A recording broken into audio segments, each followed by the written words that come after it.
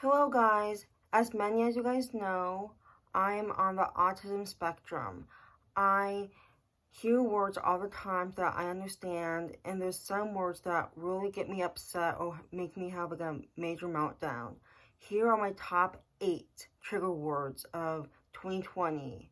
So number 1 is compromise. So that means like planning stuff with other people that doesn't involve me, involving family and friends, support providers, and my dog clients. I feel like compromising is hard and it's a hard skill to learn to do it with people. I'm great doing it on my own. Like, I can make my plans and I will stick to it, but it's hard to find a balance to compromise because sometimes, like, things happen, you witness a bad experience, and sometimes it doesn't go well. But, like, compromising is the key to every kind of relationship you want, and it is a two-partner relationship too. It doesn't work like by myself, because I can compromise by myself all the time, but when it involves more than myself, and it gets a little bit more complicated to compromise, and I don't like deciding things to do by myself. By myself I'm good at it, but like if it involves other people, I let them decide on what to do. I have ideas and thoughts and just what I like to do with my time, but I let the other person decide on everything most of the time. Number 2 is be flexible. Be flexible. Like, that should be easy to do. Just like change with your plans. Just like if I have a schedule change, you need to be flexible. I have OCD and I follow a routine, and I feel like now I don't have a routine. I'm really flexible now. I don't have any plans. I'm not a student. I'm not volunteering. I don't really have that many dog clients. I see my friends and my support providers, but really I'm at home most of the day. But just be flexible. It's just like, you just gotta like go with the flow. And I'm not like that. I like things planned out, and just like having a routine. So, like, when people say be flexible, it makes me feel like I'm trying my best. You're not me. You're not experiencing OCD or autism or sensory processing disorder. It makes it harder to be flexible when things come up, and it takes time to adapt and adjust to your schedule. And some things I love being flexible on, like traveling and nature. I can be flexible when it comes to some things, but some things, I have my boundaries when it comes to that. Number 3 is just breathe. Just breathe. Yeah, that doesn't work with me to calm me down. That makes me more upset and more angry. No one can ever say calm down to me or just breathe, because you can't do that with me. That's not how I cope with my emotions. You got to validate your emotions and cope with your emotions in order to breathe, and not have someone say, just breathe. That makes my heart pump with more fire in me, which I don't like, surprisingly. So, just breathe means like, okay, gotta calm down, but use different words instead of breathing. Use like other strategies, because that does not work with me. Number 4 is change. I can do well with change now because everything is so like spontaneous. I live in 2020, and everyone will experience change, especially now.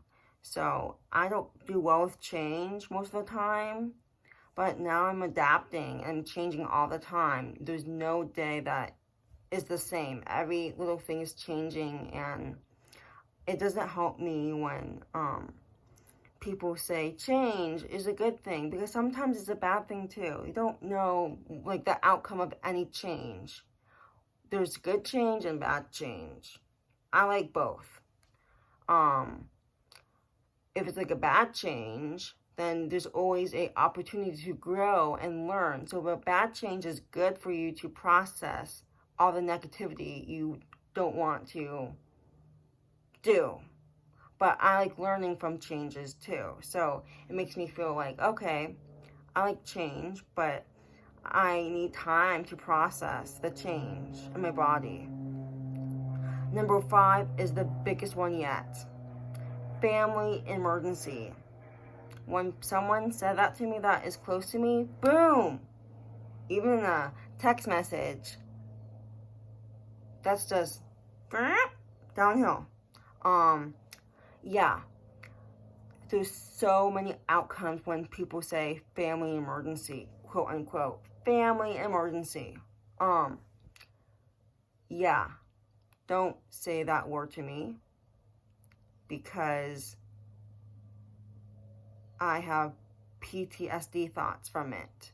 And whenever people say that word to me, if I'm close to them, it's like, oh my gosh, my brain's like thinking like, what is happening? Like, I don't want to think about it. I don't want to hear their information, but don't say that. It makes me feel unsafe. It makes me feel like something's wrong. I don't know if changes are going to happen to me because someone said family emergency and they have to take care of their business. But if it involves me, and if they cancel plans, then it's like, okay, is this like a family emergency, like 5 months, 2 weeks, 1 day? I don't know. It's not. I don't know. That's how I feel about that. And yeah, I know. I think strongly about that word too. Number 6 is have patience. Have patience. I have patience. I do. I know you don't see it on me all the time, but I have patience. When I'm off camera, that's when I have patience. And when I'm on camera too, of course, I'm doing this. But I have patience. I'm really good at monitoring my patience levels and my stress levels. Patience is what I have. So when people say have patience, it doesn't affect me that much, but it makes me feel like I'm working on it. You may not feel like I'm working on it, but in the inside, I have patience, and I have a lot of patience. I work with kids, I work with dogs, I work with people. I'm a client of some agencies. I have friends, I have family, I have my neighborhood. I have so much patience for so many people in my life. And all the things I'm working on by myself to like do like self-discovery and self-improvement and learning about my disabilities and my disorders and autism. Like, I am having so much patience just processing everything around me. And people can say have patience, and it makes me more aware of my patience levels too. But I do have patience, and people may not know how I work or how I operate, but I do have patience. Number 7 is calm down. Just calm down. No. Calm down. If someone's having a meltdown, if someone's really stressed out, if someone's gonna like hurt themselves, there's no turning back. Saying calm down to me is one of those words that like, ooh, it makes me have fire in my brain like that. It's like, okay, that doesn't work.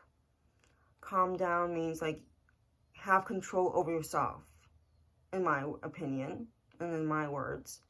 Calm down means just validate your feelings, get that emotion out of you, however that must be, to cope, and just do what your body tells you to do. Your brain is powerful, but your body is way more powerful too than your actions too. So calm down means like I can't. Sometimes I can't. Sometimes I need help from other people, like my providers. I need help from them to calm down. I can't calm down like in an instant. I can't calm down in 10 seconds. I can't calm down in 20 minutes. I need support and help to calm down. If someone says calm down, it's like, I have no clue what you're saying. Like, I don't know. I'm very like, what is happening? Like, I have sensory processing disorder too. So it makes me feel like, how can I operate and calm down when I can't process people emotions and feelings and what they're saying to me. I can't really do that. They need strategies in place to help me and interventions that can support me instead of using words sometimes. Number 8 is communication. When someone says communication, it's like, oh yeah, boom. Everyone has so many different communication styles, and for me, working with people all the time now and making new friends, communication became a trigger word over the last couple weeks. And it's developed really bad when I hear communication or communication skills or like speak in the right way, or like it just makes me frustrated. And I'm working on it. And it's like, yeah, I experience autism, and yeah, it's hard to communicate my feelings and my emotions in the right way. It's hard. It's not fun. It takes me a lot of time to process and to use my words. And that's all my trigger words. Is my top 8 trigger words of 2020. So I just want people to know this about me, because it's really important that I am working on these words and how to process these words in a nicer way. But I know everyone's going to say these words too. Like, there's no way to avoid hearing these words, but if they do it on purpose, or if they forget, or like whatever, then it's like, that may reduce my patience levels when hearing these words. I don't know. So, but my providers, they have a big team of them to support me. So, like, they know how to, like, use different words and use different ways of explaining things to me. But for me, when I hear these words, it, boom, light bulb, like little fireworks all the time. But thank you so much for watching, and I'm so glad I made this video, because it's now easy for me to express myself when I say trigger words. I have my list. So thank you, and I hope everyone has a great day.